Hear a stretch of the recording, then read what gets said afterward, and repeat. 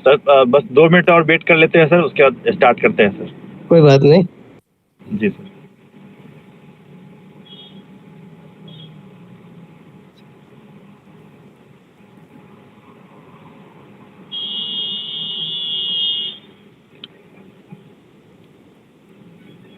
Boss को भी प्रणाम।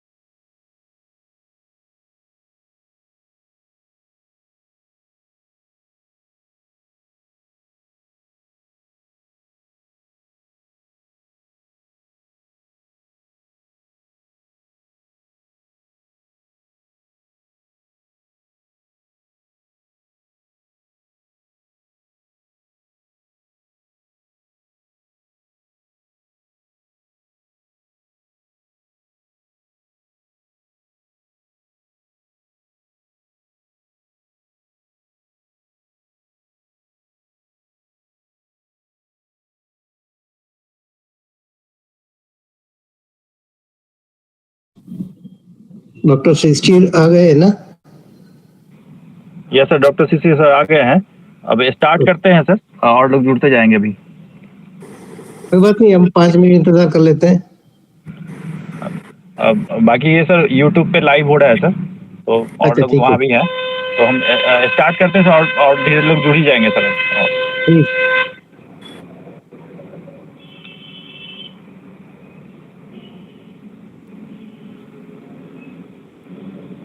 आज के इस नशा आयुर्वाणी द ऑनलाइन क्लिनिकल जर्नी में सभी का स्वागत है। हमारे बीच में आज मुख्य अतिथि के रूप में वैद्य मुकुल पटेल सर हैं, जो वाइस चांसलर हैं जामनगर यूनिवर्सिटी जामनगर के, आयुर्वेद यूनिवर्सिटी जामनगर के। और हमारे बीच में है जो आज के मुख्य वक्ता के रूप में है वैद्य शिशिर प्रसाद, जो एसोसिएट प्रोफेसर हैं उत्तराखंड आयुर्वेद यूनिवर्सिटी में। मैं फॉर्मेलिटी में आगे जाऊं, पहले आप दोनों से अनुमति लेकर सर मैं इसको आगे बढ़ाने की कृपा करना चाहूँगा सर, आप लोग की अनुमति हो तो sir. Doctor Raman ji, doctor शिशिर जी, कालीचरण जी और जो भी अभी जुड़े हुए लोग हैं, हमारे वैद्य लोग हैं, सबका मैं हार्दिक स्वागत करता हूं। और जिस तरह से ये वेबिनार ऑर्गेनाइज किया हुआ है, इसके लिए मैं बहुत आपको हार्दिक बधाई देता हूं। इसी तरह से कुछ न कुछ एक्टिविटी चलती रहेगी, तो मैं समझता हूं आने वाले दिनों में अपना नाम डेफिनेटली हम वर्ल्ड में कर पाएंगे। खास करके आज का जो टॉपिक है मर्म चिकित्सा, वो ऐसी जगह पे अभी हम इसी मोड़ पे आए हुए हैं कि हम वर्ल्ड को कुछ अच्छी तरह से एक अच्छा संदेश भी इसमें दे सकते हैं। बहुत सारे लोग, मुझे पता है, डॉक्टर सुनील जोशी मेरे मित्र हैं, और सुनील जी अपने उत्तराखंड के वाइस चांसलर है, जो इस पूरी विद्या का पायोनियर है।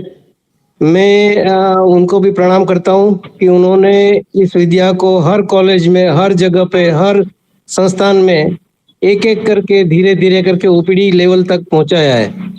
मैं आपको सबको बधाई देता हूं, और खास करके डॉक्टर शिशिर जी जो आपके समक्ष उपस्थित हैं, उनको मैं बहुत बहुत बधाई देके उनको आगे अपना लेक्चर करने के लिए अनुमति देता हूँ। Thank you very much. Sir मैं थोड़ा सा सर का परिचय डिटेल में दे दूं यहाँ पे, और जो हमारे श्रोता हैं उनके लिए।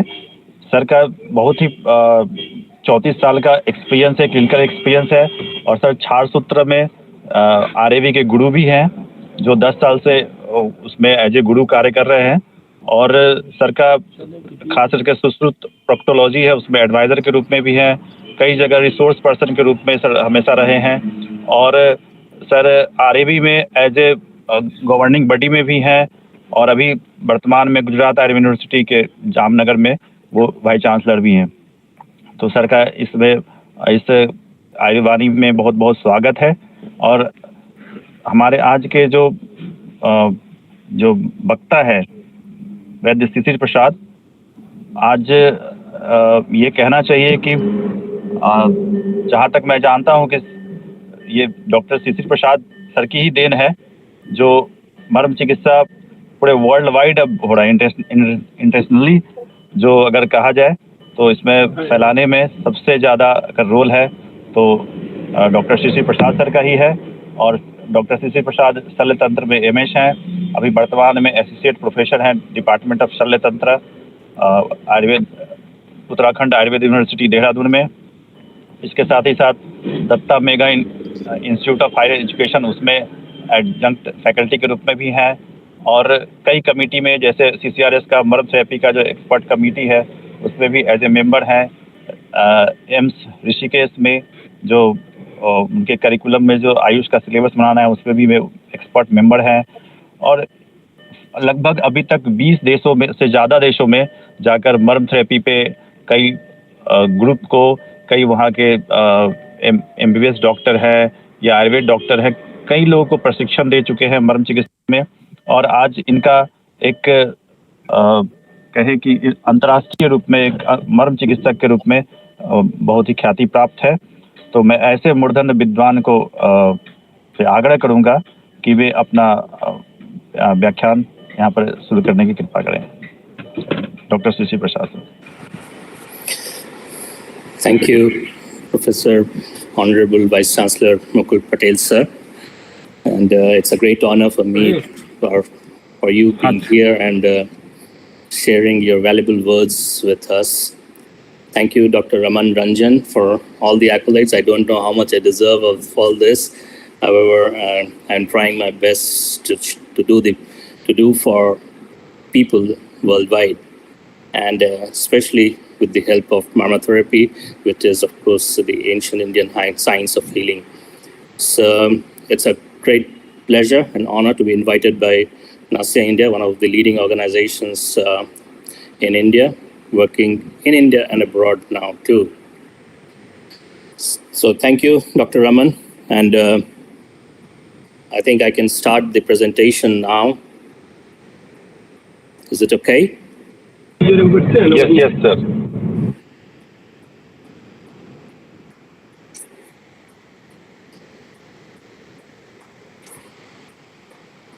Let me know when you are able to see my presentation screen.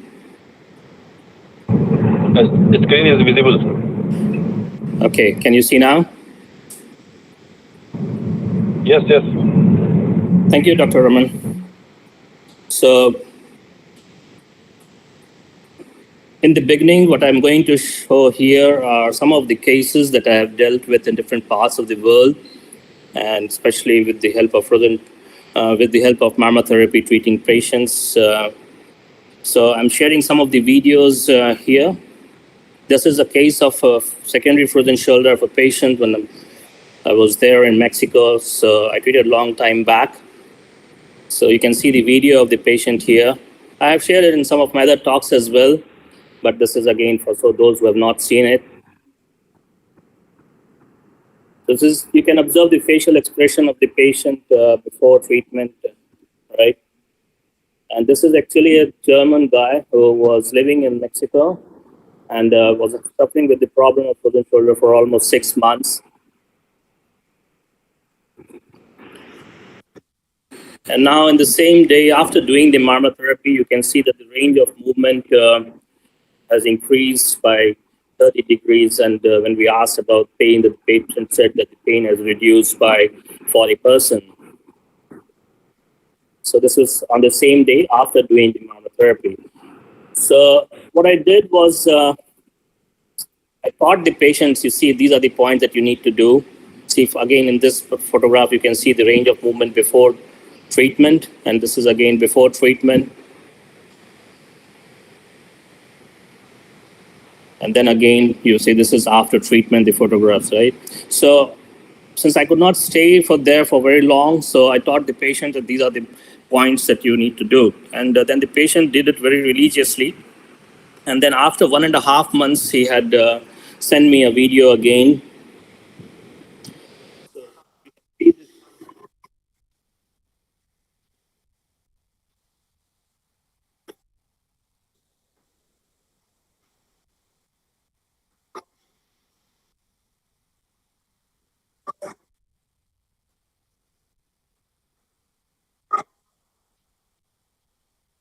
So what you can see here is the smile on the face of the patient, and all the range of movement of the patient was back. And in this patient, I did not give any medicines. However, if the patient is in India, then I would have preferred to give some medicines as well.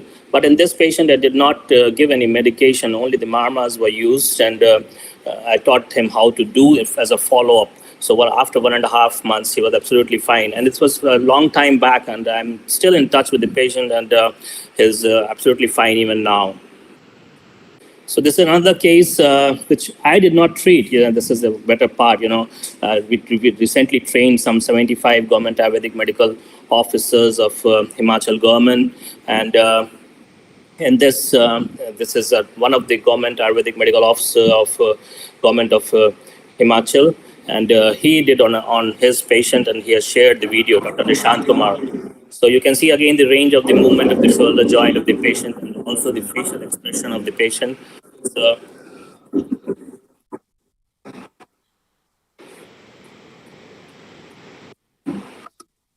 okay, and the same patient after doing the Marmas, you can see. So again, she was much better. And then after, there's another follow-up after 2 days of the Marmas.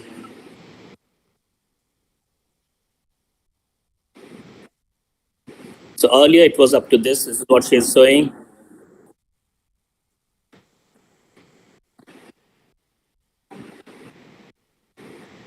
So you can see. So now she's absolutely fine. So the best part is, even though I was not there, that I trained people and they were able to get and reproduce the result. It's very important to reproduce the result, right? And there are many more. And Dr. Nitin Kashyap, Dr. Shivani, they're doing in different cases. These are all videos and the feedbacks of the patients, which they have done in government of Himachal, different dispensaries and different district level. And I'm not going to share all the video feedbacks, but it is just to tell you that many people now are able to do, although it was not the case earlier, but now many people are doing all over India and across the world as well. I will show you that later on. Dr. Nitin Kashyap has done, I think, more than 10,000 cases of patients or more than 5 years. So he's doing wonderful work, and that is again in a government Ayurvedic dispensary there. This is a case of frozen shoulder again, a lady who came to me when I was in Berlin.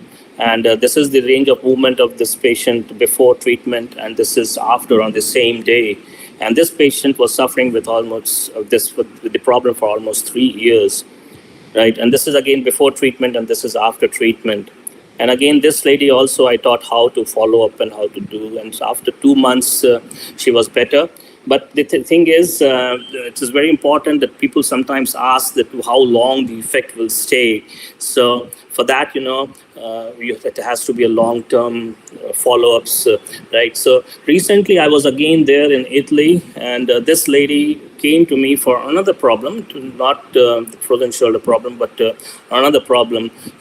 So she came from Switzerland to Italy, where I was staying, and then I asked her, "How is your shoulder?"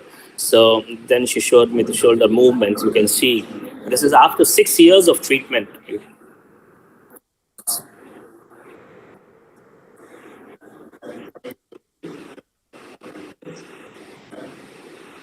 So you can see again all the range of movement is back. So the effect is sustained. Again, this is a case of hemiparesis, which I treated when I was in Singapore. And of course, patients of hemiparesis, we will need to do it for a longer duration of time. And I do need to add certain Ayurvedic medicines and procedures whenever required. So you can see the range of movement of the patient before treatment.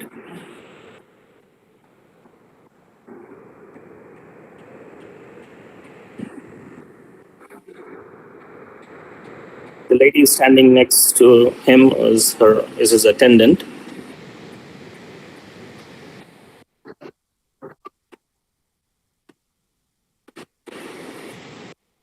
So you can see the range of movement of this patient also increased, even in difficult cases of hemiparesis. Now, this is a case of lumbar canal stenosis. I don't know, Professor Mukul Patel sir is here or not, but if he's here, he will be happy to know that this is a patient treated by Dr. Hiren Mistry, who was doing at that time PhD from Gujarat Ayurveda University, Jamnagar. And he attended some of my online talks and sessions and courses that we conduct for many students. So he did attend those and learned, and then he did on his patient. And you can see, and he shared, Dr. Hiren shared with me the result of one of the patients. And you can see the MRI. It is shown here that the spinal canal stenosis and the AP diameter was 4.6 millimeter on 19th March 2021. And it took longer time, around 1.5 years of treatment. like 11th month 2022, you can see that the AP diameter is now 6.5 mm. And also, it is mentioned here in the second report that there is regression in compression element over left exiting knob roots at L45 level, and also in regression in compression over thecal sac at D12 L1 and L34 level. So this is again a remarkable case because lumbar-canal stenosis is not so easy to treat, and this was treated by Dr. Hiranyasri. Of course, he did give him some Ayurvedic medicines as well besides the marmas, but after the marmas were included, the effect was better. So it is again a case which one of my students has done. So we have done in different parts of the world various workshops. So more recently, this was in Lisbon, Portugal, and we delivered lectures there for 150, 200 people there. And this was in the United Nations headquarters, New York. There's an organization called as WAFONEF, that is World Association of Former United Nations Interns and Fellows. This is the only NGO which is based inside the UN headquarters in New York, and we were invited there by Professor Valdemar Parado, who is a biomedical scientist, and he was quite interested in doing the marmas, also in Mexico. And he attended some of my workshops here in India as well. And he's a really great scientist and was a professor in Stanford University for 24 years.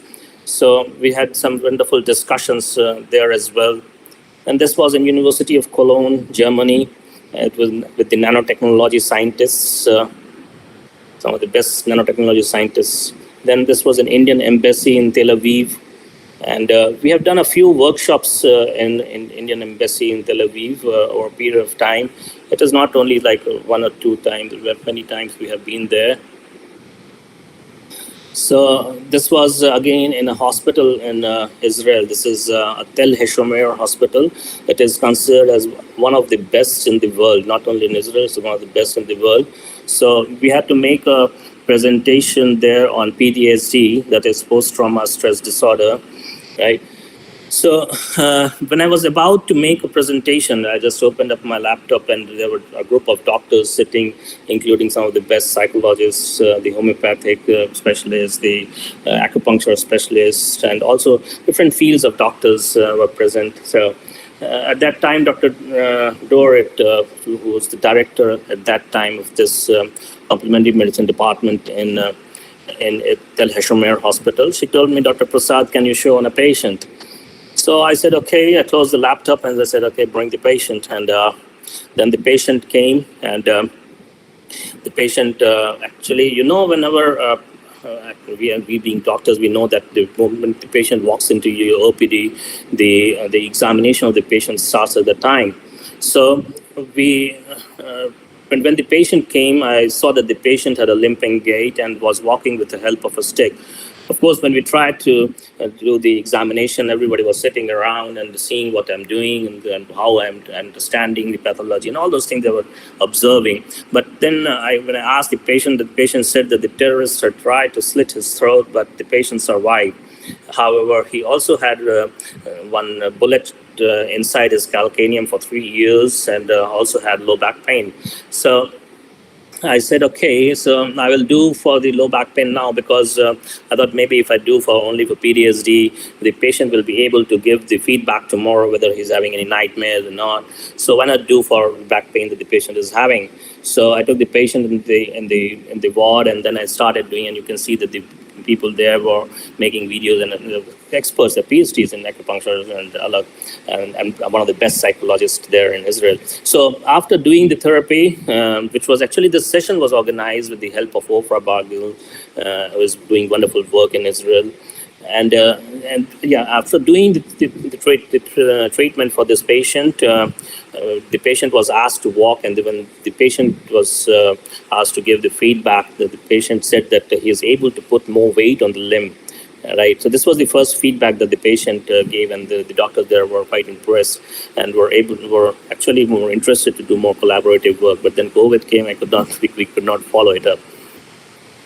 And anyway, we also did in the Indian embassy in Hague, and there were 100 seating capacity, but more than 100 people were there. People were standing in the back, and some of the super specialist doctors, allopathic, were also present. And also the acting Indian ambassador was there. Then this was in Poznan in Poland. The lady who invited me, Dr. Mazana, she's an ophthalmologist, and her husband is a phlebologist, and we did in Poznan in Poland, right? So this is again in Marma therapy in Kathmandu, Nepal, and this was inaugurated by the Honorable Health Minister of Nepal, and we are training all the government Ayurvedic medical officers of Nepal. That is 450 government Ayurvedic medical officers in patches, and around 1,500 paramedics of Ayurveda in Nepal. So those we have trained, they are also training the paramedics. So this was again a government-sponsored program, and then various sessions in Perth in Australia. Kareen was the one who invited. Then this was with the Honorable Consul Generals in Indian Embassy of Perth and Indian Embassy in Melbourne. Anne Vilas, Dr. Santosh Yadav was there, who's the very prominent figures in Melbourne. And Mexico, we have done a lot of workshops in Mexico. Dr. Raman was there as well, I think last year. So we had more than 1,000 people there. And in this workshop, this was a few years back, there were more than 1,200 people, and belonging to more than 25 countries. So you can see that the interest to learn is growing, and we have been sharing the knowledge of Marmas with one and all by making it more simplified. Like, there's nothing much to worry about that this can cause a lot of injury or certain side effects like what has been mentioned, because if we take proper precautions, we can use the Marma's knowledge in various therapeutic aspects. So you can see that we also did in Cagliari in Italy, and again Lisbon, Portugal. Then this was in New York, in the world's costliest place at the Times Square. So here also some of the best government officials of US were also there in this. And again, we have did for Brazilian group, and South American group, a lot of people, different places. This was for the medical officers of Himachal government, and then not only in Himachal, various districts of Haryana, and various other in Delhi also. We have been training for many doctors. Even this one is in Ahmedabad, and this was organized by NASYA, as you can see, Dr. Raman here.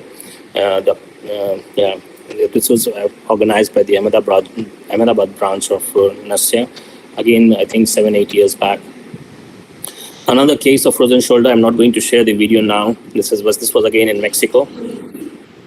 This is a case of a lady who sharing her experiences regarding tennis elbow. So I will share this feedback.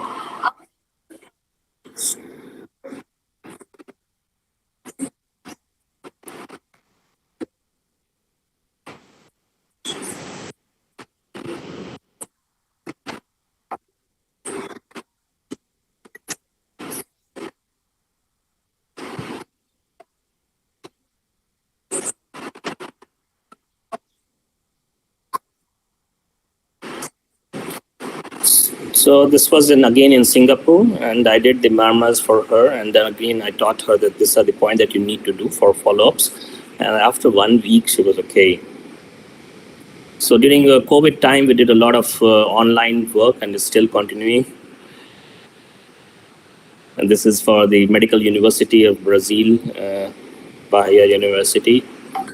So again in Jagadri, Haryana. This was recently at my home, one Australian group coming here.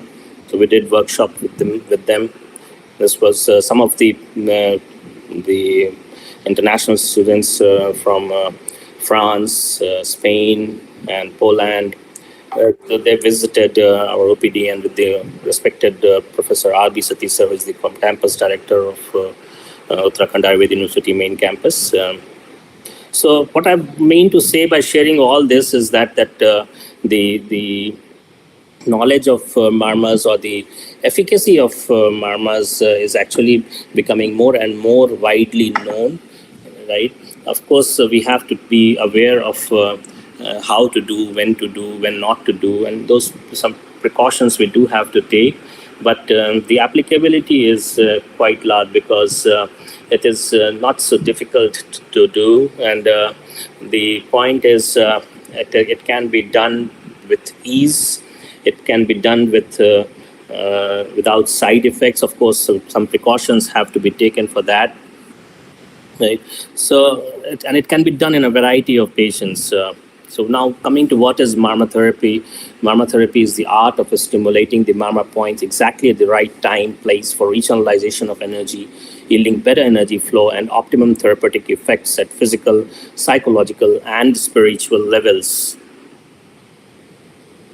So if you go into the historical background of the marmas, the first reference of the marma comes in the Rig Veda, where the term drapi is used, right? So drapi is a kind of protective cover which you have to wear when you go to war, so that those points, those important points, do not get injured. And in similar terms, we also have the reference in the Atharvaveda where the term kavach has come, right? So this term again in relation that you have to protect those important energy points, right? And besides that, you have other references in different Indian literatures. Of course, you have a lot of description about marmas in Sushrut Samhita, in Charak Samhita, and Bhagavad, but the most vivid description was given by Acharya Sushrut, and he described in detail about the marmas, the number of marmas, and how to locate and those points, and what can happen if there is severe injury on the marma sites. Of course, there are also relationship between marma and yoga. Besides that, you also have a lot of, although I have not mentioned here, in the Siddha science, there's a lot of description about Varmam point. And the most ancient form of martial arts, which is the Kalari or the Kalari Payattu arts, was developed based on this Varmam knowledge.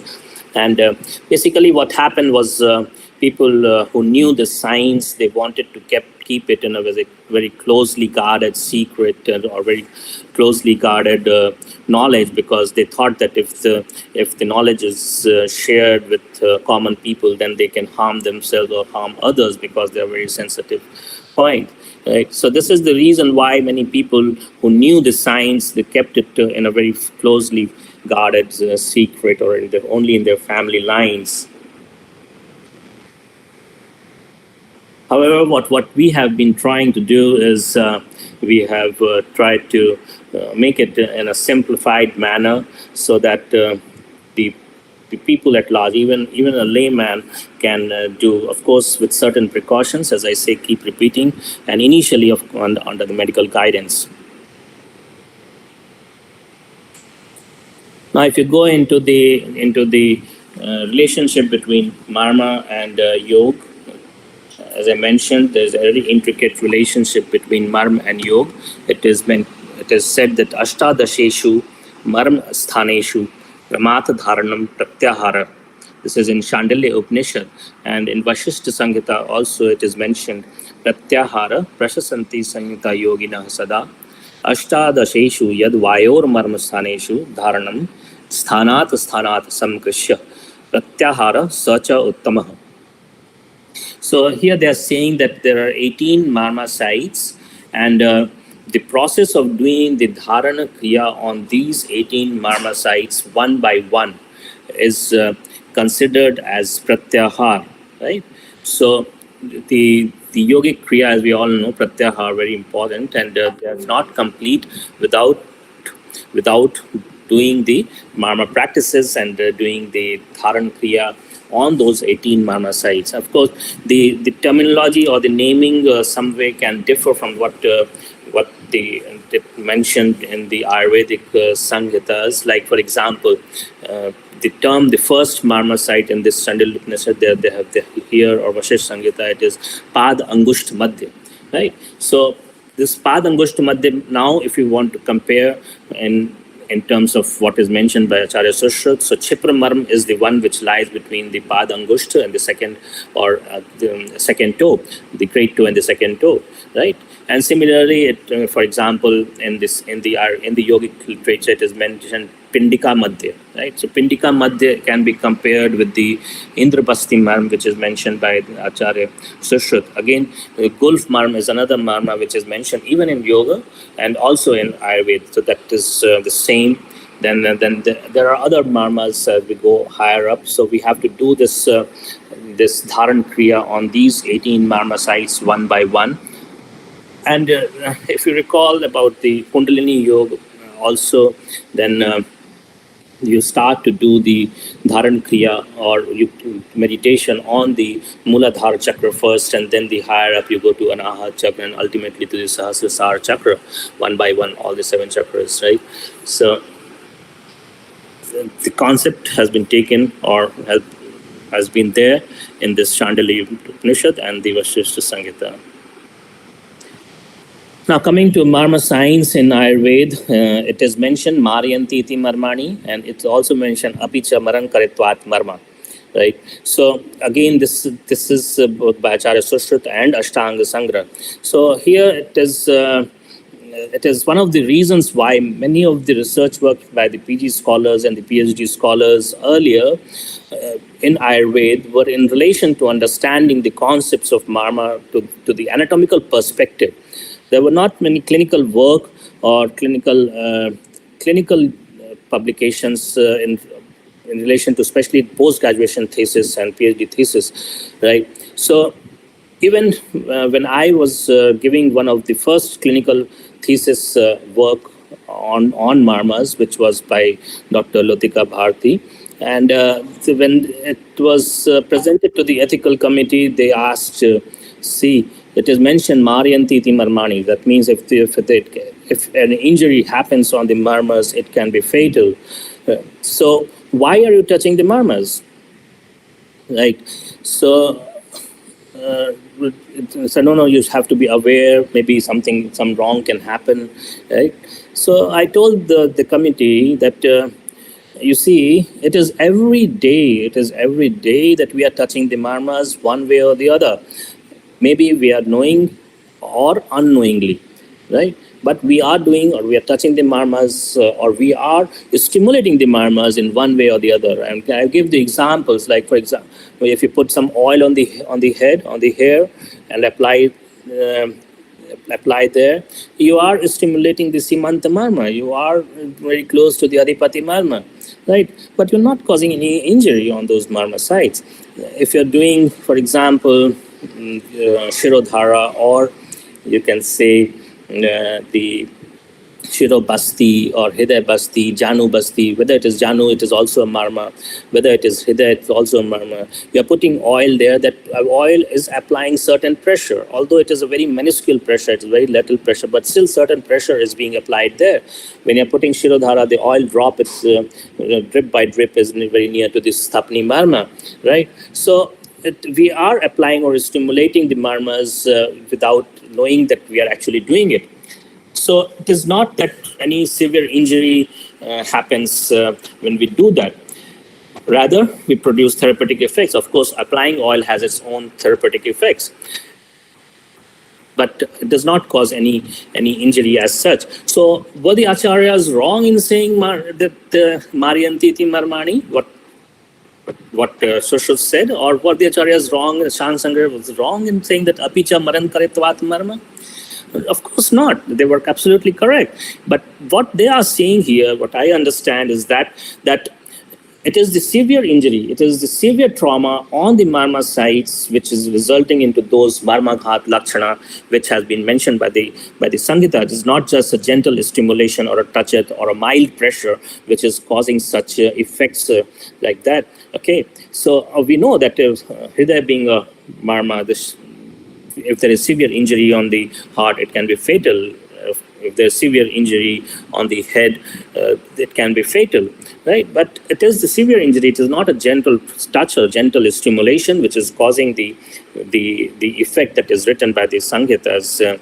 However, we need to be aware what type of marmas we are doing, especially in cases of those marmas which are Sira marma or which is the Sadhya Pranahar marma, and be very cautious and gentle when we do the stimulation of those marma sites. The importance of marmas was so much that it is mentioned that marmani nam shalya vishay ardham udaharanti by Acharya Shishir. Now coming to the probable mechanism of action, because if the patient were able to lift the shoulder joint, there has to be certain reasons why it has happened, right? And as I know, Dr. Raman, you have been doing for a lot of patients in Government Ayurvedic College in Patna also, and Dr. Santosh, who is also doing. So what I was saying that it can be explained in three ways. It is based on energy concepts, based on Tridosh concepts, and based on modern parameters. So now we'll see about the energy concept, because marmas being the seat of prana, it is basically an energy healing science. And when the acharyas have talked about the prana or the vital force on the marma side, which is they have mentioned that teshu sabhav eva pranaha tishtanti. So by nature, prana resides on these marma points. And when they are saying it is prana, it is not only a singular, it is prana. That means it is plural. So it is actually a dwadash prana. It's not only the prana vata, right? So I often quote this example of Professor Korotkov and the team in my presentations, where they gave a scientific basis to understanding the science of energy healing. See, in everyday life, sometimes we wake up in the morning and we feel good, we want to do things, and the other day we don't want to do anything. And although we don't have any disease as such, like sometimes you want to study a lot, sometimes you don't, right? Although sometimes you want to work a lot, sometimes you don't, although you don't have any disease. So you say that आज मन नहीं कर रहा है ना, आज बिल्कुल लगता है कुछ काम नहीं करे, right? So actually you are feeling the changes in the energy within, but how to express it on a black and white paper? Many of the women are said to have sixth sense. So suppose they are walking around, walking straight, although they don't see behind, but they feel sometimes that somebody is following her from the back, right? So although they have not seen, but they feel, right? Or sometimes they talk to a person, and then even otherwise, not only a woman, anybody talking to another person, sometimes you feel that this is a person you can talk to for a longer time, but sometimes you feel that no, this is not a good person, right? You have that inner feeling, but you cannot express it in words.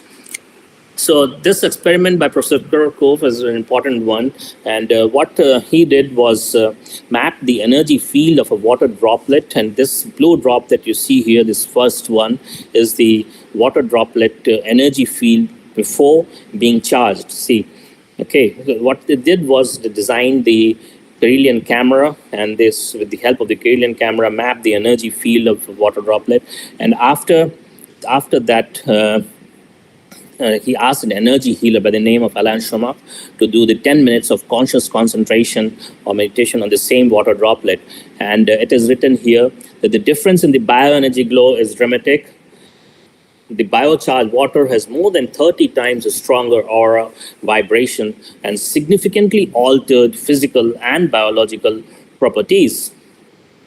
Right, so you can imagine if you can change the energy of water, you can change human bioenergy field, as we are more than 70% water molecule. And this has been used in various experiments, and this is a meta-analysis of the same experiment. And you can see the research yielded 132 papers addressing 4 different fields of medical and psychophysiological applications of GDV, among them 22 systemic research reports, 19 RCTs, 18 case reports, so case series, and 13 cohort studies, and so on. And so you can see that the application of this work was quite huge. And here, I often quote again, this was published in Energy Field Electrophotonic Analysis. You can see the line, the calculation of the energy of GDV chakra is based on the ideas of Ayurvedic medicine. Right? For each chakra, the program produces the value, asymmetry, and interpretation of chakra energy in compliance with the Ayurvedic concept. You can see that this concept was taken from the Ayurvedic sciences, and so we all can feel proud that we have contributed so much to the health of world through various aspects. So if you can change the human water, you can change the bioenergy field of water. We can change human bioenergy field. So we utilize this in some of the paper publications as well. This is my father, Professor Rai Shishir Prasad, is basically an IIT PhD, and he did design an algorithm, a MATLAB software, and we did a unique circle design for a novel screening tool to identify cancer skin lesions. Of course, this has to be followed up with more work, and then we published some more. This is Dr. Raman's as well, clinical evaluation of mammoth and frozen shoulder. Then some of the PG thesis completed. Like, so this was the first clinical study on effect of Marma therapy, first clinical thesis on Marma therapy by Dr. Lotika Bharti. But basically what we did was, I had seen some in the Samhitas that it is mentioned that Pada Abhyang se netra jyoti badti hai. Right, so if you do foot massage, it helps in improving vision. It is mentioned in various Samhitas. So I thought, what could be the relation between the Pada Abhyang and the improvement in the vision? So then we hypothesized that maybe there are certain marmas in the foot which are getting affected when we do the Abhyanga, and because of that, it is helping the vision, right? So based on this topic was chosen, and it was completed. However, in the 1 month period, we did not find any improvement in the dioptric power of the vision. However, there were more than 90% improvement in the subjective symptoms like eye stress, eye watering, eye strain in relation to the Pratham Patal Timid. Of course, I'm still confident that if we do a longer term study, for example, maybe 6 months, then we will be able to show improvement in the vision, but that still remains to be seen because this was a shorter duration study. However, this thesis by Dr. Latika formed the basis of many of the work which is being done now in NIA, whether it is in BHU or whether it is in Paparola or in Maharashtra and southern, many places now. This is one of the important theses and it will become a landmark. So this was again by Dr. Lotika in relation to Dushtu Vrana, and Simridrasi by Dr. Rakhi, and recently with Rashmul Tel Nasmam Chikitsa and Ardha Petak with a special reference to migraine. And there are more work in pipeline. So what are the methods of stimulation of marmas? Of course, I should mention that in this thesis, the Shalakya Tantra department of Rishikul campus, Uttarakhand Ayurveda University, Professor Gunjan Sharma helped us a lot in getting the work done. Along with my wife, Dr. Renu, who is also in the Shalakya department in Rishikul, because she was earlier there. So, yeah. So now what are the methods of stimulation of the marmas? There are various ways in which a marma point can be stimulated, like simply by meditation and mantra, yogya and home, the different yogasanas, pranic healing, reiki, magnetotherapy, aromatherapy, like so ghati yantra, alep, abhyang, and so many other ways in which a marma can be stimulated. I have mentioned some of them, these here. There are other ways in which a marma point can be stimulated. But Acharya Sushruta has said that hastameva pradhanatam yantram, that means our hands are the best instruments. So what we do is use our hands for the stimulation of the marmas. And this is what I share when I talk about the stimulation of the marmas. This is what I share is how to use your own hand to do the stimulation of the marmas. Just a moment, I need to charge this laptop for a minute.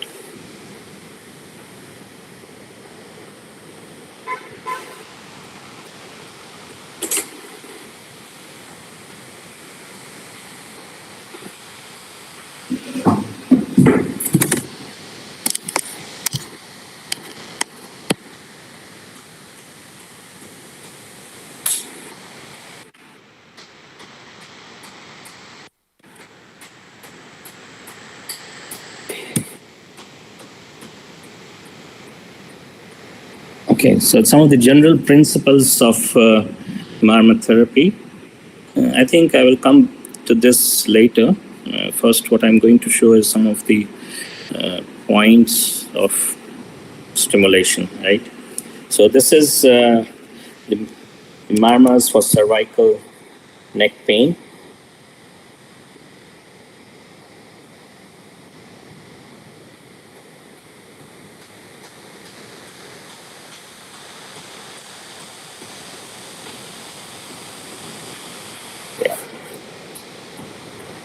So some of the protocols that we have, one moment.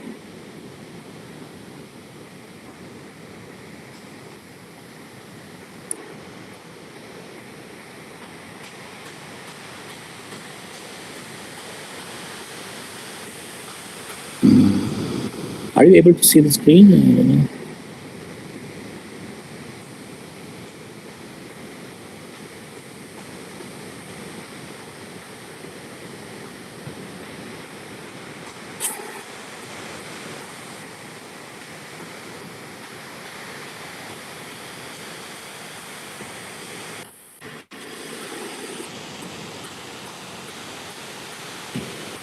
Okay.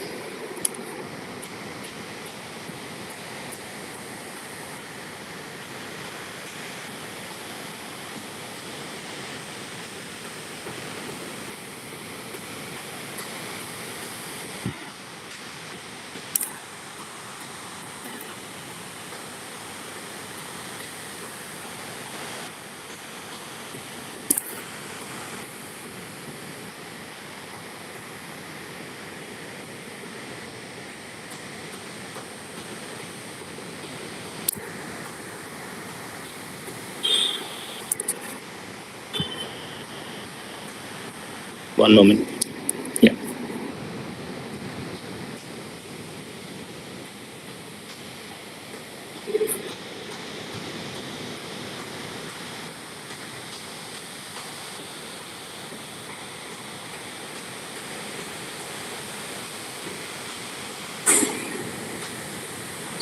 Okay, can you see the screen now? Yes, brother. Okay. Yeah. So Marmas for cervical neck pain, there are 4 Marma points that we do, and they are the Ans, the Krikartika, Purpur, and Chipra. Whether it is due to cervical spondylitis or cervical spondylosis, we do these 4 Marma points, the Ans, Krikartika, Purpur, and Chipra. Then the Marmas that we do for frozen shoulder are the Ans, Kakshadhar, Purpur, and Chipra. So as you can see, there are 3 Marmas which are common in both the cervical neck pain sequence and the one in the frozen shoulder. So the only difference is actually the Kakshadhar Marma, right? And instead of the Kakshadhar Marma, we do in cases of cervical spondylosis, we do the Krikartika Marma.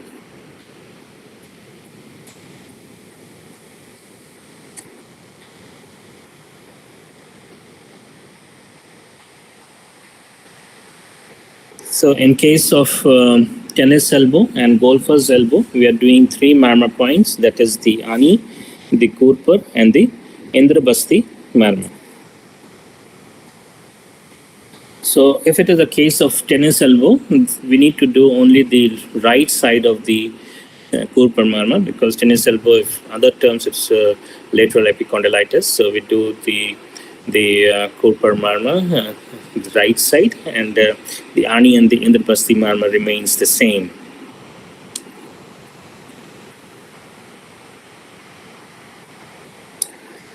So now, to understand the location of these marm, that is the Ans marm, we will see one by one. So Ans marm is basically a Snayu marm or a Vaikalyakar marm. The size is ardhangul, and it lies on the trapezius muscle around this point.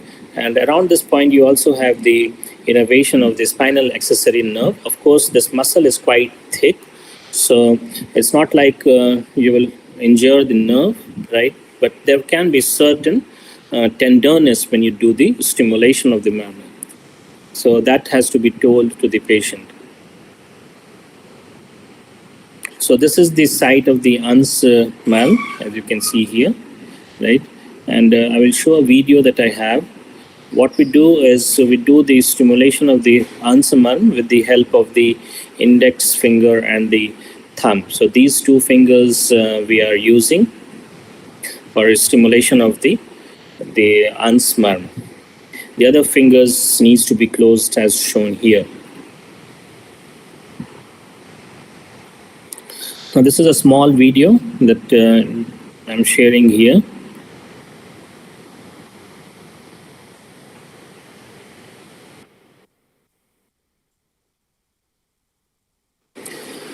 So you can see the location of the ANS marma. So from the point where the neck joins the shoulder, it is approximately 2 finger breadths inferolaterally.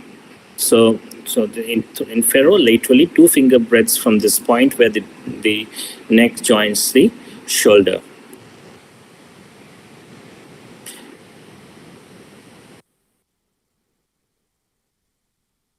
So on the other side as well, you can see, right? So now you can see that I have kept 2 fingers here, that is the index and the middle finger on the other side as well. But there are certain things which we need to be aware of. That is, we should not be stimulating both the sides together. We should be stimulating it only one by one. Because what we have seen in clinical practice is that when you do the stimulation, then stimulation both of them together, then there can be chances of dizziness or giddiness like feeling. And so we should not be doing the stimulation together. We should be doing only one by one, right? And although I've kept my fingers open here, but it's better that you keep it closed. So we will be using the index finger and the middle finger to do this stimulation. And once we have understood where the point is, so suppose this is the point of a stimulation. So from here, what we need to do is make an imaginary line towards the sternal notch, right? So we make an imaginary line from here towards the sternal notch and then apply pressure in this direction. Okay, so it can be a moderate amount of pressure. The amount of pressure that we need to apply is again an important aspect of doing the mammotherapy, and to be aware how much pressure we need to apply. So in this case, around 6 to 8 pound pressure that we apply. Okay, and the pressure application is an intermittent pressure. It is not a continuous pressure, right? So what we do is press and release in the same rhythm in which we take our breath in and out. So we do the pressure in the same rhythm in which we take our breath in and out. Okay. So press when we are exhaling and release when we are inhaling. So while applying the pressure, we keep pressing for approximately 1 second. So one press and release will take approximately 3 seconds. Right? So press and release 20 to 25 times in one sitting. And it can be done 2 to 3 times in a day. Right?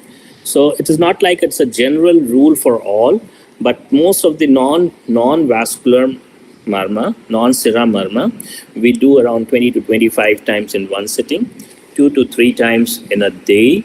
And one press and release will take approximately 3 seconds because our breathing rate is approximately 18 times per minute, right? So press when you are exhaling and release when you are inhaling. However, it is not always possible to match it with the rhythm of breathing, especially when you are doing with the patient. So even otherwise you can do. If you have to do for a longer duration, especially for self-marmotherapy, then it is possible to do with the rhythm of the breathing or match it with the rhythm of the breathing. But when we are doing it in the patients, not always possible. So even otherwise we can do, and actually we are in the clinics, we are doing that way.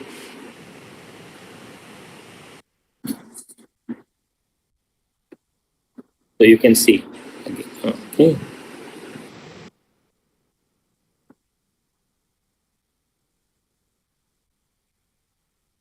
right? So when I'm bending in this figure, you can see I'm especially bending mostly the terminal part of the interphalangeal joint.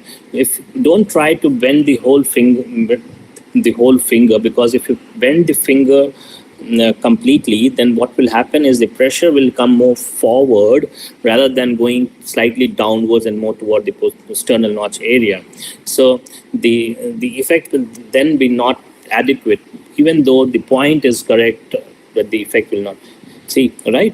So this is one thing that we need to be aware of, and another thing which we need to be need to be aware of is that suppose if you're not able to point exactly the right point here, right?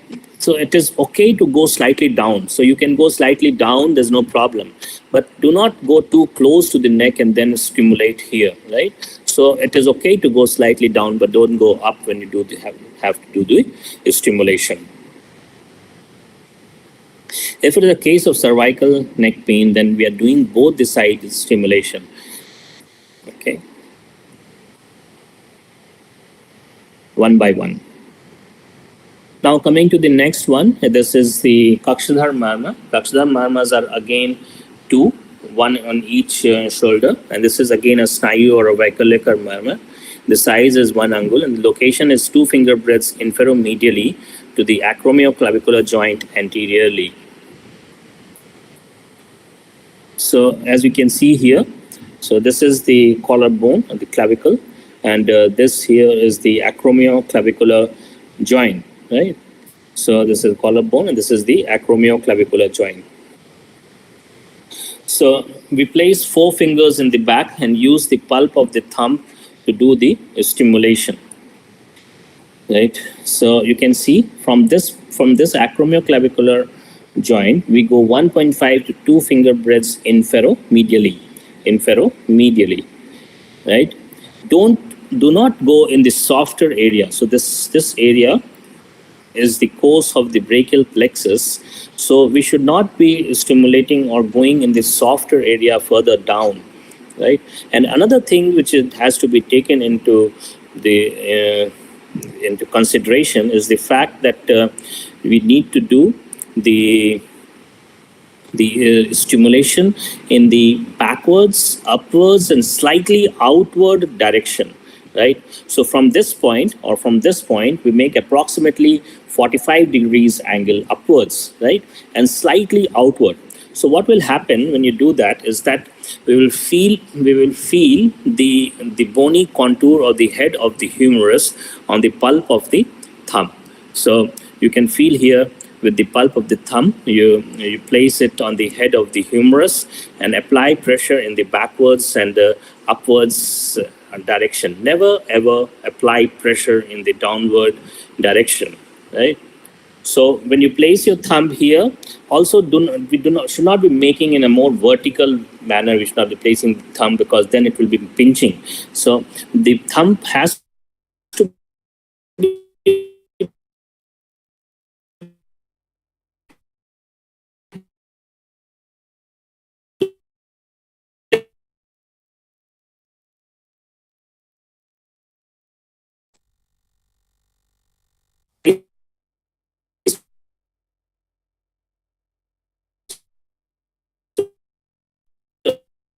as a here, and from that point, the backwards, upwards, and slightly outward. Now this is a thing, again a video which you can see how to do.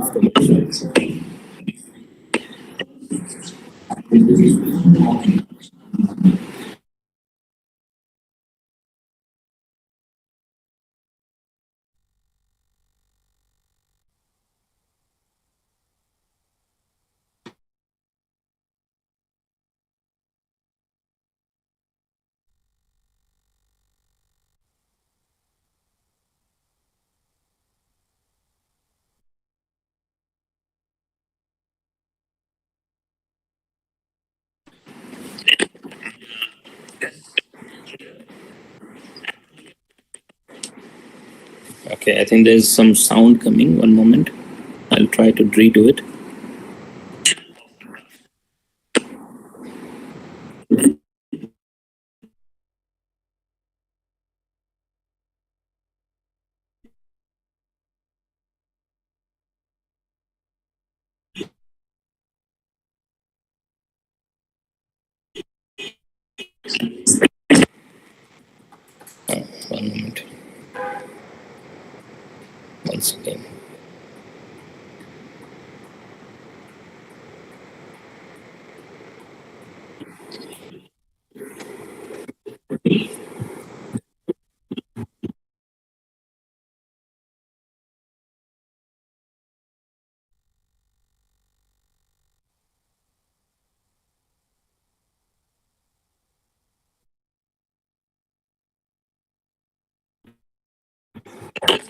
I'm going to share one moment.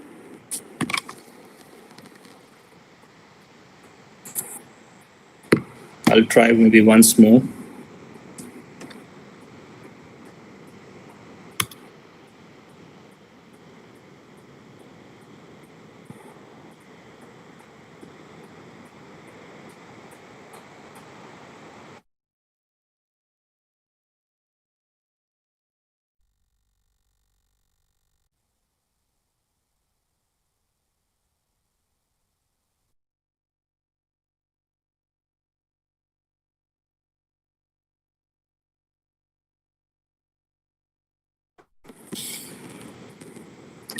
Okay, so video is hanging up basically, so I'm going to skip this.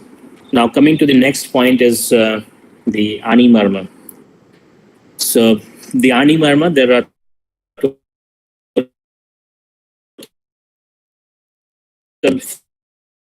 four.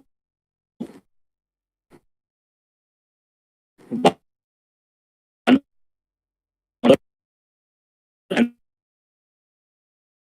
the lower limb, and this is a snayu or a vector. The size is a horizontal line of the elbow, so you can horizontal crease is here, and you go 3 finger breadths above, right?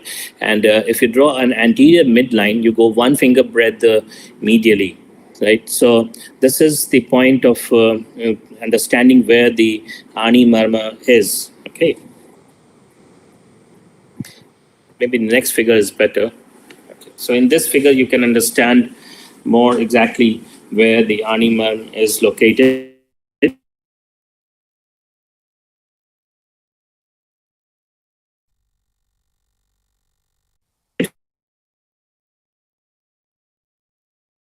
For to do, understand first line on the anterior midline, you can see here, right? So this we have to draw. So once we have drawn this anterior midline, then from this elbow crease, you go 3 finger breadths above, right? And 1 finger breadth medially. So 3 finger breadths above and 1 finger breadth medially. And from this point of stimulation,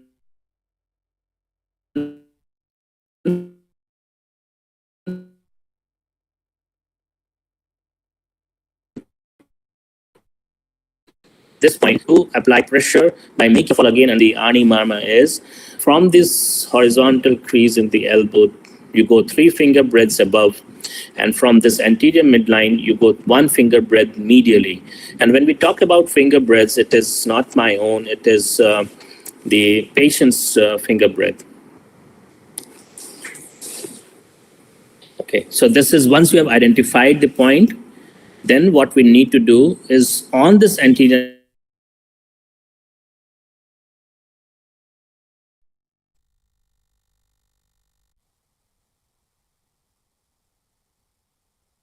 midline. Imagine exactly on the posterior midline, imaginary line from this Ani Marma side to that posterior point opposite this, and apply pressure in that direction. Again, it is 20 to 25 times in one sitting, right?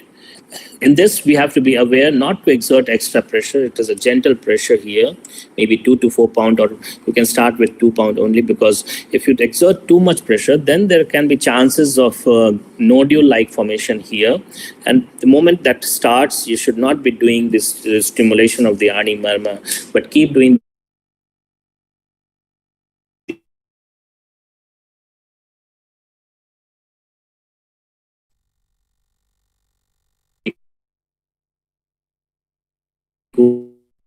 and then it will side, right? But once, so this is Ani Marma.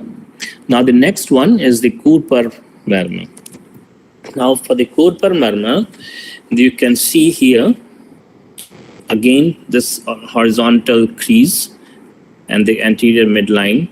So from this anterior midline, we go approximately 3 to 3.5 finger breadths on the lateral side or on the outer side, and 3 to 3.5 finger breadths on the medial side. So the Kurpa Marma, we have 2 points of stimulation. One is on the lateral side and the other is on the medial side, right? So if it's a case of tennis elbow,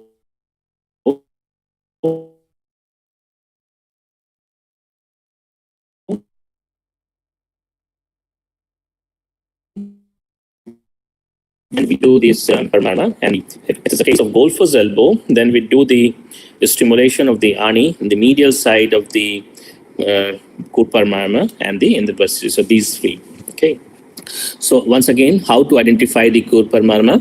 From the anterior midline, we go 3 finger breadths on the outer side, and this becomes one site of stimulation or the lateral side of stimulation. Of course, you have to go approximately 1 finger breadth downward from the elbow crease. So from this, you go 1 finger breadth downward, right? So this is the point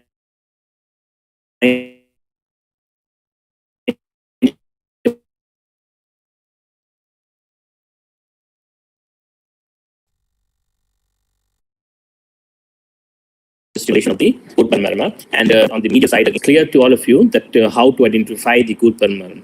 Now, the next point is how to stimulate. So what we need to do is from this point, we go or we imagine a point towards the olecranon or the bony prominence in the posterior side of the, you can feel with the help of your other hand, the bony prominent area, or that is the olecranon. And then in that direction, we will apply the pressure, right? Again, intermittent pressure. See, sometimes when the people are able to identify the point and then start pressing in the forward direction or in the downward direction, then the effect is not adequate, as we have seen. So the effect will be better if you do the stimulation toward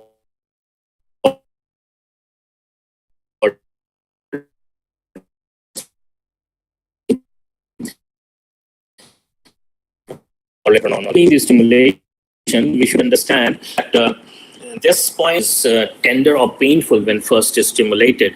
So those patients who are sensitive, we should not be doing this stimulation immediately after taking food, because you can have nausea and vomiting like feeling when you do immediately after doing if you do after taking food, right? So also in sensitive patients, we should ask the patient to lie down and then do the stimulation rather than doing it in the sitting position. This marma can be done both in the sitting position as well as in the lying down position, but in sensitive patients, it's better that you do it in the lying down position. Now, another thing which is to be kept in mind is that if somebody is a diabetic patient, then we should be doing this stimulation preferably in the supine position, and the patient should not be completely empty stomach, but the patient should have taken something 2.5-3 hours back, right? So this we have to be aware of, and the patient needs to be prognosticated that sometimes.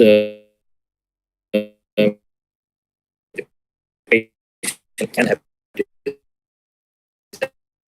feeling, especially when being starting your career stimulation of the marma. It's better that we ask the patient to lie down and then do the stimulation. And also, it has to be told to the patient that you have to take deep breath in and out so that the compliance is better, the muscles are more relaxed, right? And then do the stimulation. Now, so I hope this is clear. Now, both the sides, like both the lateral side of the stimulation of the Kurpa Marma, as well as the medial side of the stimulation of the Kurpa Marma, the direction of pressure remains towards the olecranon, right? So from here towards the olecranon, and from here towards the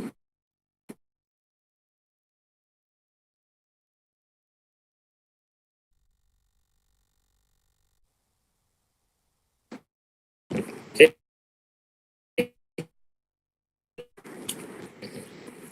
So in the same figure, we can also see the Indra Basti Marma. So from the elbow crease, horizontal elbow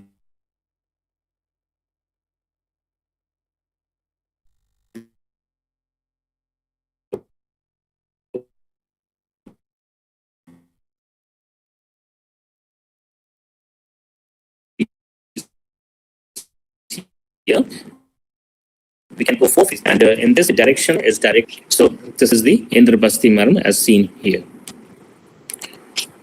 Now the Kurpar Marmas are 2, and it is a joint or a Sandhi Marma. The size is 3 finger breadths, and the location is 1 finger breadths downward from the elbow crease, both on the medial as well as on the lateral aspect. So you can see again the identification of the Kurpar Marma from the elbow crease going 1 finger breadth down, right? And from here towards this olecranon, we will apply the pressure. So you can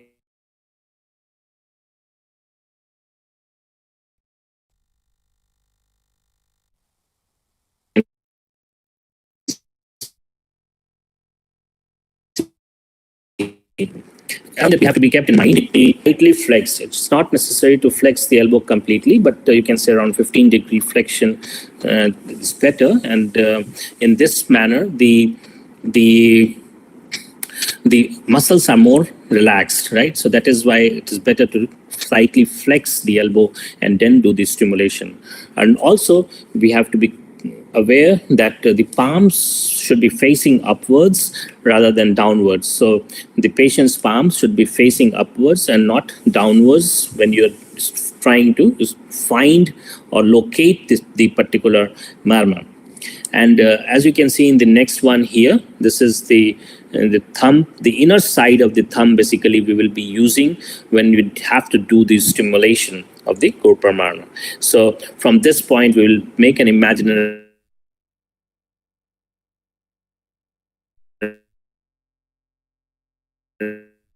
line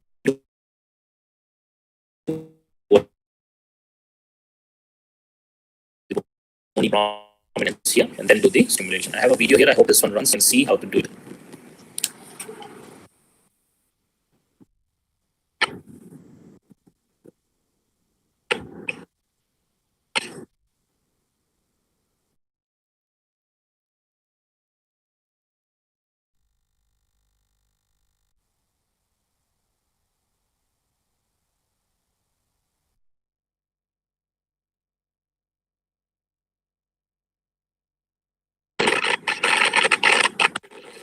You see, I've drawn the horizontal flex, and then point on the lateral side, and then point on the medial side.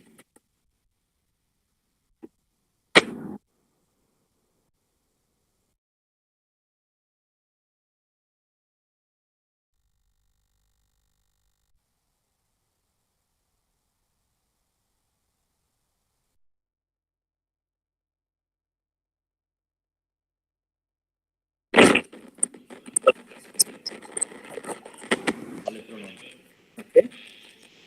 So this is the way of holding the elbow and using the inner aspect of the thumb and making an imaginary line towards the olecranon. I keep repeating, right? And then do the stimulation.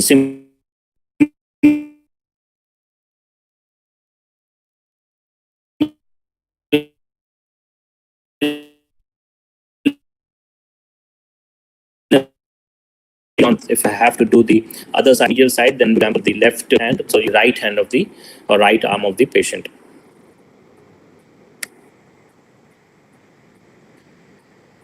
So regarding Indrabasti Marma, so Indrabasti Marma, it is again two in number in the upper limb and 2 in the lower limb. So total there will be 4. Right? This is a Mans or a Kalantar Pranar Marma. The size is Ardhangul, right? So we use this is the method of identification, and we can use 2 thumbs for doing the stimulation. However, it is not essential to use in every case.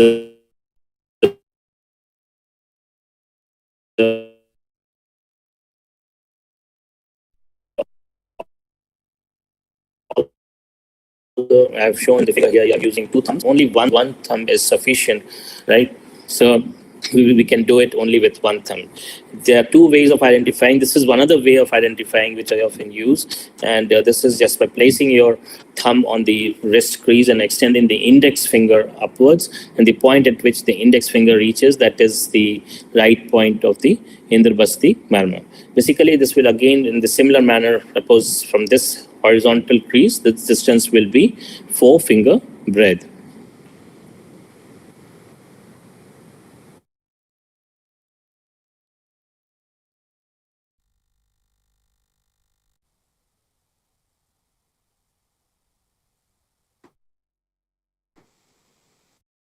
Once we feel the direction of pressure is downwards or at 90 degrees, positive Mans Marma.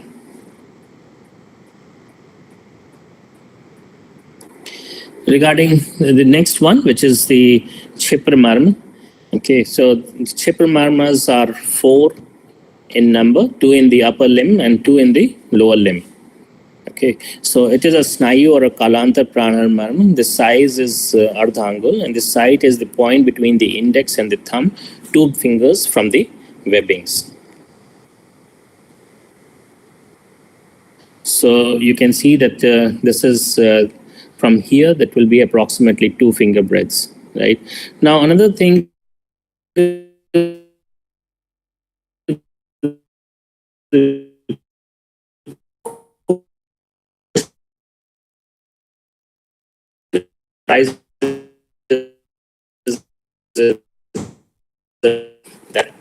is, you can measure the base of the finger, 4 fingers, and then divide it by 4. So that becomes 1 finger breadth. Approximately, it is at 2 centimeters. Right? So approximately 2 finger breadths from the webbing lies the Shishir Marma in between the thumb and the index finger. Now, this is a very common point that many people do also for stress, anxiety patients, right? So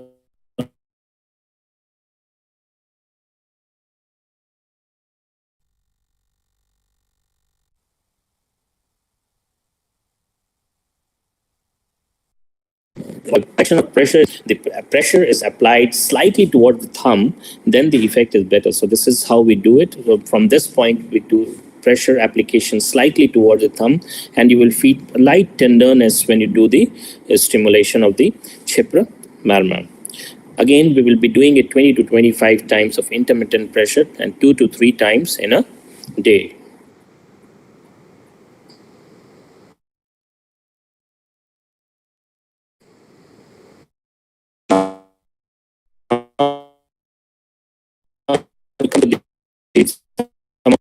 We do this to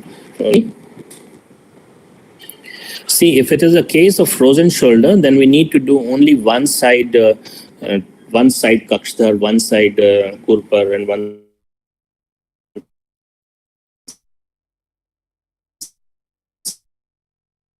side.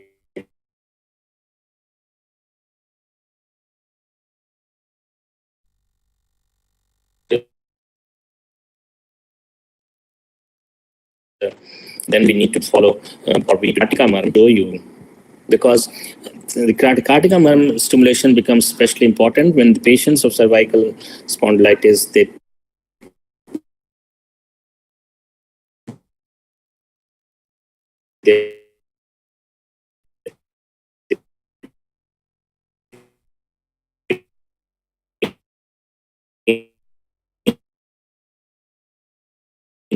the occipital region, then in that case, the stimulation of the Kartika headline approximately 2.5 to the Kartika Marma.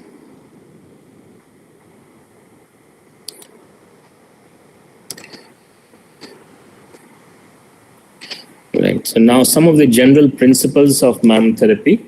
Treat a patient as you would like yourself to be treated. I always tell my students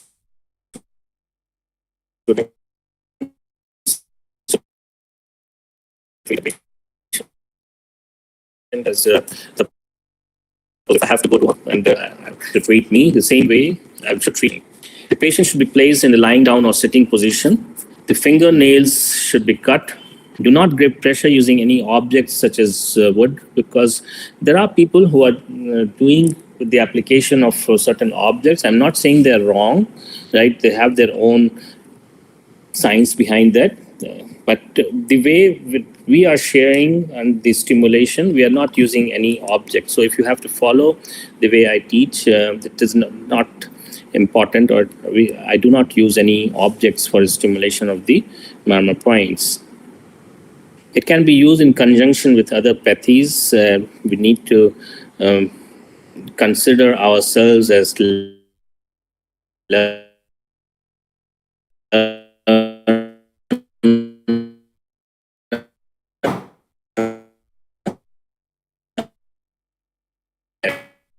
all stages, addiction senses and energy. Or beside the energy, there are other two ways, like understanding where, based on the Ayurvedic concepts, and understanding based on modern parameters. So each of the marmas are related to certain dosha, certain srotas. For example, the Chipra marma is related to the prana and vyanavad, right? For the Ans marma is related to the udanvad. Okay, so once we understand those in relationship of the marmas with the Ayurvedic concepts, we can utilize the knowledge of the same marma points in other diseases as well. For example, the Ans marma, which is related to Udanvat. So suppose a patient has Udanvat vitiation, and we know what are the features of Udanvat vitiation.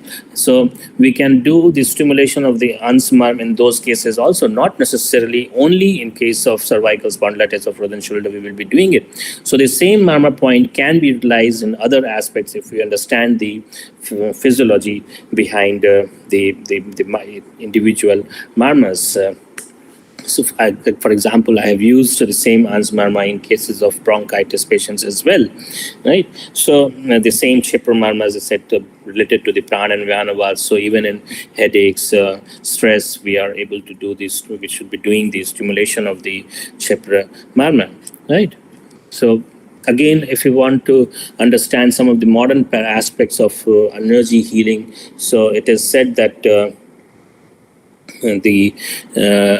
one of the important aspect is, if you do the energy point stimulation, there is release of endorphins and enkephalins in the blood. So that is the reason why the patient would have had less pain, because the endogenous opioids are powerful pain inhibitors. So the patient would feel lesser pain if there is more endogenous opioids.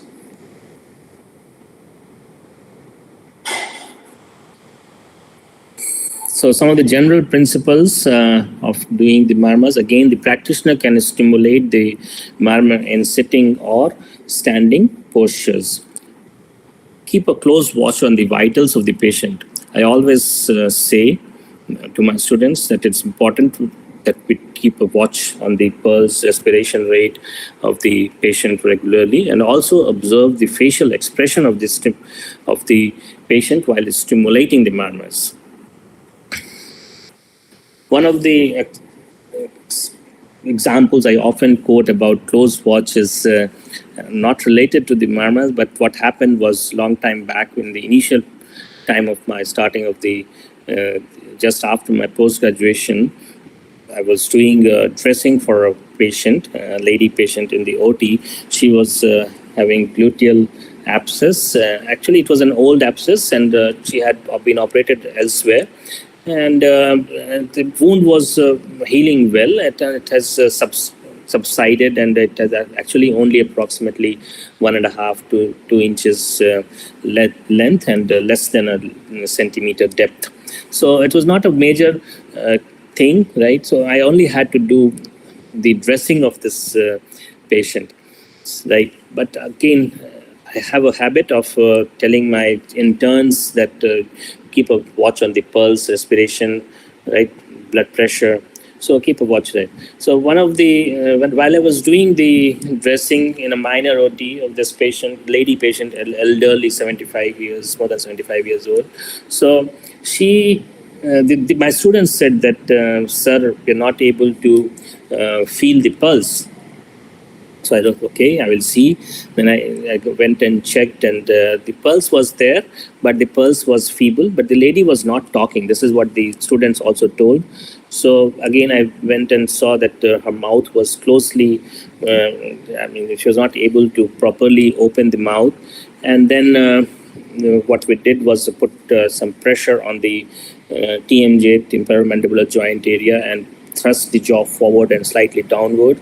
So there's a specific maneuver that you need to do. So I did that, and of course, before doing, within a few seconds, I did say bring the IV oxygen and other things, which was getting ready, right?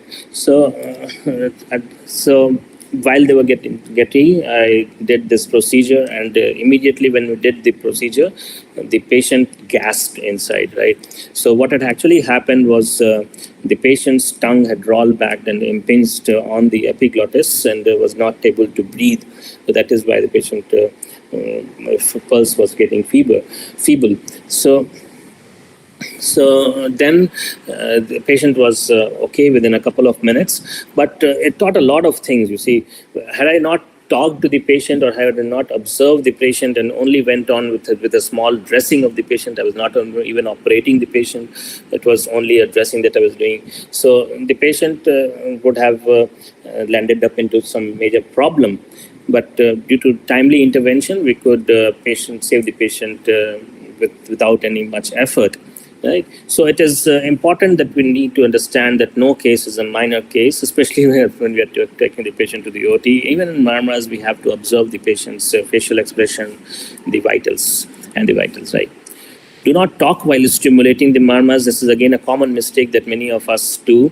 Right? Suppose there are patients, 30, 40, 50 patients, 60 patients or more in the OPD, and then you're doing Marma to one patient and talking to another, and the other patient you are stimulating. So this should not be done, because this is again an energy healing science. So we have to be aware and try to focus our energy on the Marmas when we do this stimulation, and also chant some mantra inside when we do the stimulation. I do the Om or the Gayatri mantra. The size and distances are measured in Angul Pramana. Some Marmas are better done empty stomach, but not all.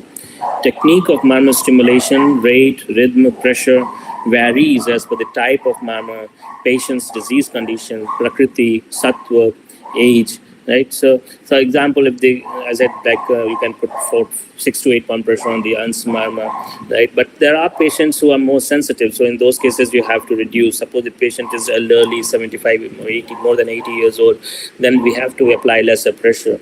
If the patient is a small baby, then it's almost no pressure. It's only a matter of touch rather than applying pressure at all. And in some cases, actually no touch at all also. Just by concentration and meditation, one can stimulate as well.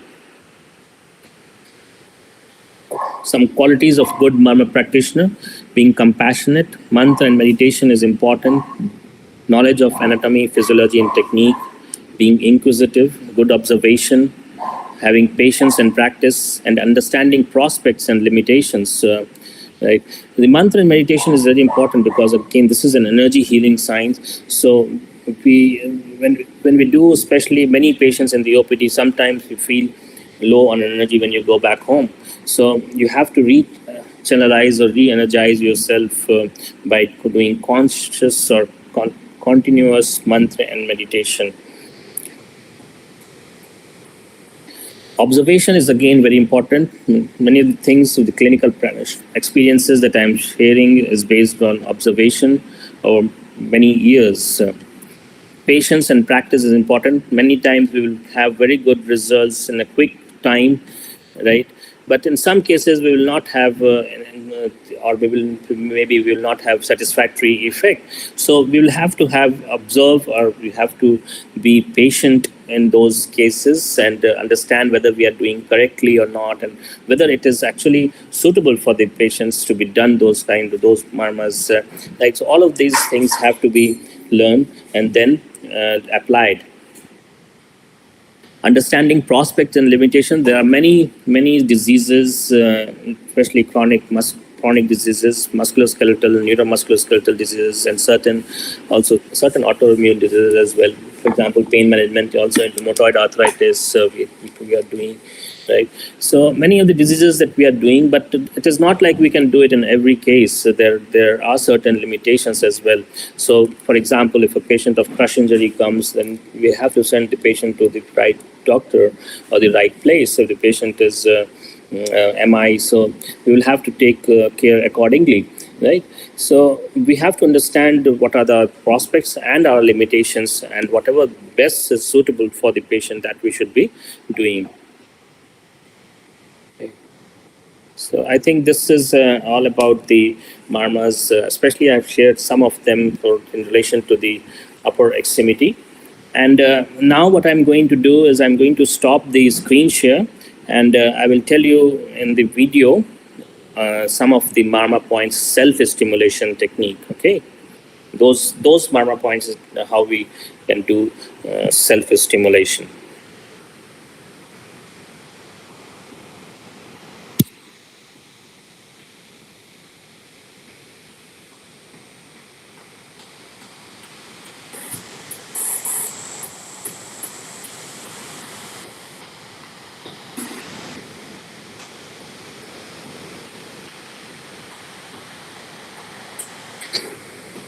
All right, so now starting with the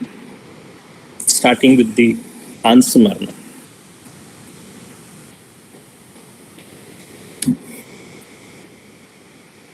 For that, for the self-stimulation, what we need to do is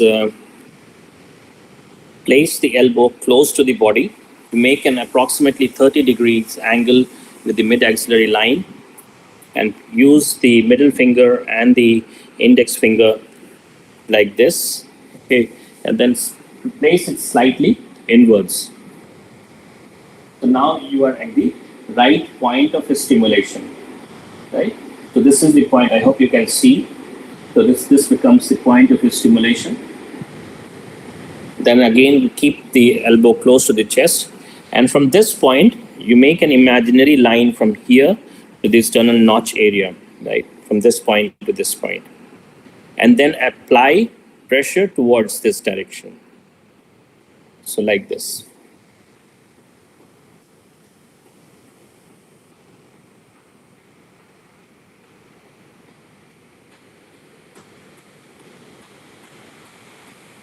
It is slightly tender when you do the stimulation, but not much painful, right? So one by one, we need to do the answer Marma.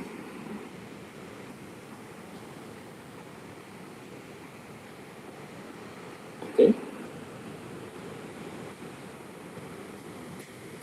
Right. So this was the stimulation technique, self-stimulation technique. Then the next one, which is the Kakshadhar, right? So first of all, how to identify? So this is, of course, the collarbone. So this becomes the acromioclavicular joint. So you go 1.5 to 2 finger breadths below, right? And we can feel the depression area here. So you can feel the depression here, and use or hold your arm like this, and use the pulp of the thumb. So you place it here like this. And then from here, you make like angle 45 degrees upwards and slightly outward. So in this part of the thumb, we will feel the bony contour of the head of the humerus.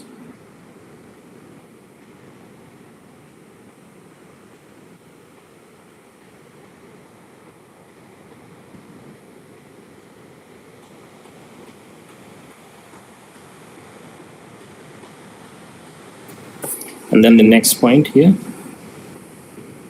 same way, right? So don't place it. Sometimes when the newcomers, what they do is just start pressing in the center area here or in the downward direction here. Never do it. I keep repeating it. Now the next point, which is the Ani Marma. So to identify where the Marma is, what we can do is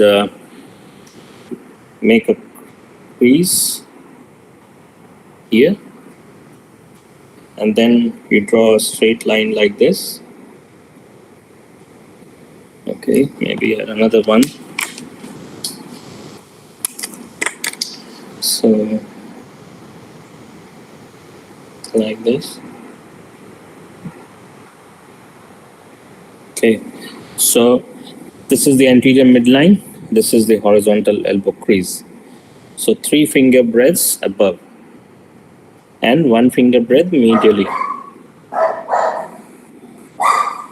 Okay, so this becomes the Ani Marma. Once we have identified this, what we need, what I was saying earlier, was you imagine a point here, and just opposite this point, you imagine a point here. So this is an imaginary point.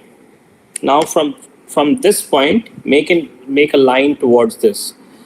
Keep the elbow slightly flexed. Keep the elbow slightly flexed, and use the pulp of the thumb to do the stimulation.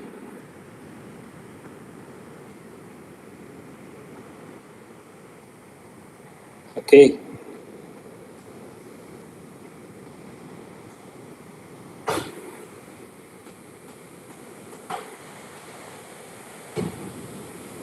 Like this. So your biceps will tend to move slightly outward when you do this stimulation.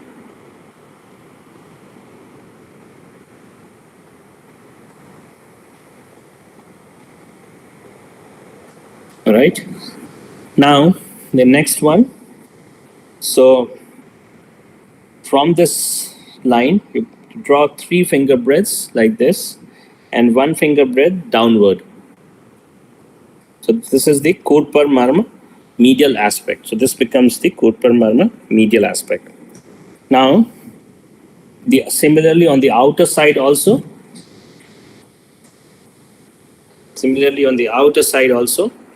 one finger breath down.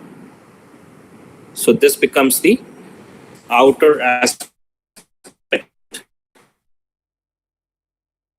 of the Kurpar Marma.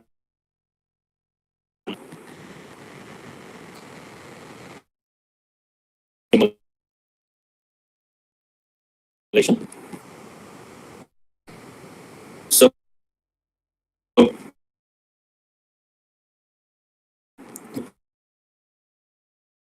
is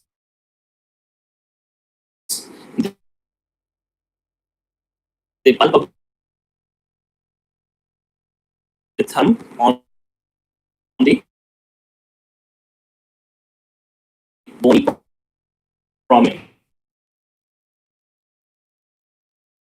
Sit here, and the 2 fingers get extended like this.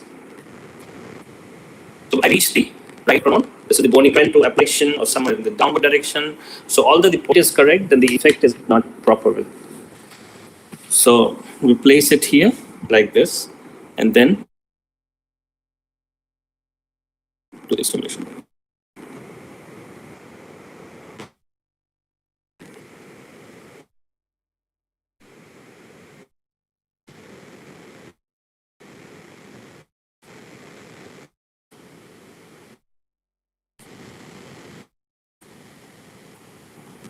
Okay, elbow is slightly flexed, the palm is facing upwards.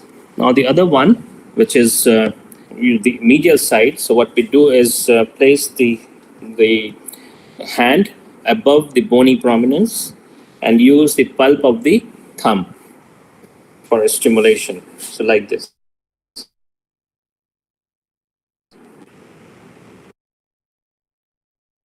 So from direction of pressure will be toward the auricular. So like this. Press and release, press and release. So this is the medial aspect of the Kurpar Marma. And then the next one is the Indrabasti. So for Indrabasti, you go 4 finger breath down, either this way, or you can do it like this. So this is the right point of understanding. Right? Either way, this is becoming a point of stimulation.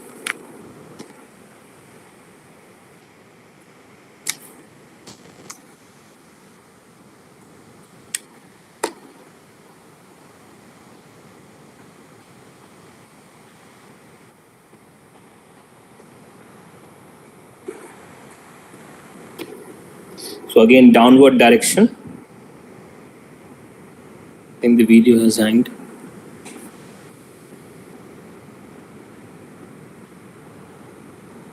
Okay. So gain the Indrabasti downward direction like this. Press and release 20 to 25 times. And the next one is the Shishir Marma. So between the index finger and the thumb, you go 2 finger breadths above here.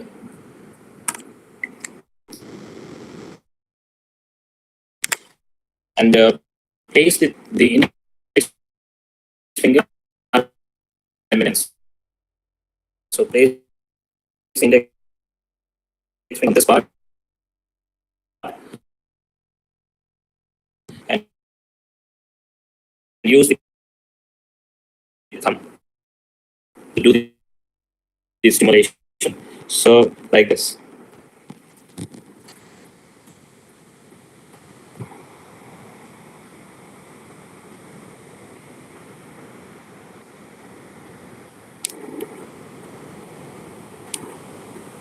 Okay, where you are placing the finger is important, because if you place the finger on the center, then you will not reach exactly the set point, right?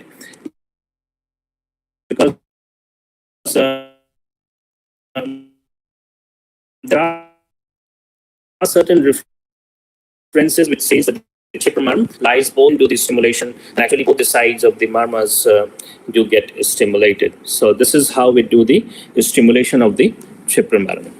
So I think this is all about the and thank you, Dr. Raman. Thank you, all of you, for joining. Thank you, boss. Actually, I am in travel, so there is a problem in network. So network is up and so बहुत बहुत धन्यवाद boss आप और कई लोग YouTube से भी जुड़े हुए थे और निश्चित रूप से क्योंकि अब आज लगता है समय ज्यादा हो गया, इसके कारण लगता है बहुत से मेंबर भी लॉग आउट हो गए या बीच में कुछ डिस्टर्ब था, आवाज थोड़ा सा कट रहा था आपका, लगता है कुछ नेटवर्क इशू के कारण रहा होगा। तो फिर से बॉस आपको बहुत बहुत धन्यवाद और आशा करेंगे हमारे जो भी पार्टिसिपेंट्स हैं जो YouTube के माध्यम से भी सुन रहे हैं और आगे भी इस वीडियो को देखेंगे, तो मर्म चिकित्सा को लेकर अगर किन्हीं के मन में कुछ शंका हो या सवाल हो तो वो उस नशा के फेसबुक पेज पे या YouTube पर मैसेज करके और वेबसाइट के माध्यम से भी आप सवाल को भेज सकते हैं और सजेशन ले सकते हैं। और मर्म थेरेपी अगर सीखना हो तो डॉक्टर शिशिर प्रसाद जो अभी देहरादून में वहाँ पर एसोसिएट प्रोफेसर है उत्तराखंड आयुर्वेद यूनिवर्सिटी में, उनका मर्म थेरेपी पर ट्रेनिंग प्रोग्राम भी चलता है, उससे आप जुड़कर मर्म थेरेपी को सीख सकते हैं। और मैं अपना थोड़ा सा अनुभव इसमें शेयर करूंगा। बीच बीच में तो बॉस ने कहा ही कि कई जगह की हम लोग यहाँ पे पटना आयुर्वेद कॉलेज में मर्म थेरेपी कर रहे हैं, तो अगर आप आयुर्वेद के ट्रीटमेंट के साथ में अगर आप मर्म थेरेपी को खास करके हमारा ओपीडी पेन मैनेजमेंट के लिए है तो मैं उसकी बात करता हूँ। अगर पेन मैनेजमेंट के रूप में आप मर्म थेरेपी को ऐड कर देते हैं तो बहुत ही अच्छा और त्वरित बहुत ही क्विक रिजल्ट मिलता है। और जो कहते हैं कि आयुर्वेद में दवा जो है धीरे से काम करती है या जल्दी काम नहीं करती है, तो उसका आप एक अच्छा असर देखेंगे कि आपकी दवा भी अच्छे से काम करेंगी और जल्दी पेन जो पेशेंट को रहता है उसमें काफ़ी रिलीफ मिलता है।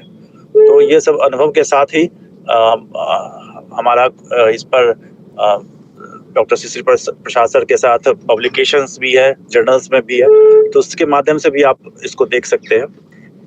तो इन्हीं सब शब्दों के साथ एक बार फिर से बहुत बहुत आभार और धन्यवाद डॉक्टर शिशिर प्रसाद सर का जो आज इतना बहुमूल्य समय दिए, और डॉक्टर मुकुंद पटेल सर का भी जो अभी तो यहाँ पे नहीं है अभी जुड़े हुए यहाँ पर, लेकिन उनका भी बहुत बहुत धन्यवाद जो अपना व्यस्तम कार्यक्रम जो अभी मीटिंग में थे लेकिन सर ने बोला कि ठीक है, मैं उसी मीटिंग में से ही 5 मिनट के लिए जुड़ जाता हूँ। तो उसमें से 5 मिनट समय जुड़कर उन्होंने जो आशीर्वाद दिया, आशीर्वचन दिया, उसके लिए बहुत बहुत धन्यवाद सर। इन्हीं सब शब्दों के साथ ही साथ जो हमारे जो डेलीगेट्स जुड़े थे इस वेबिनार में, उनका भी बहुत बहुत धन्यवाद। Thank you sir, thank you.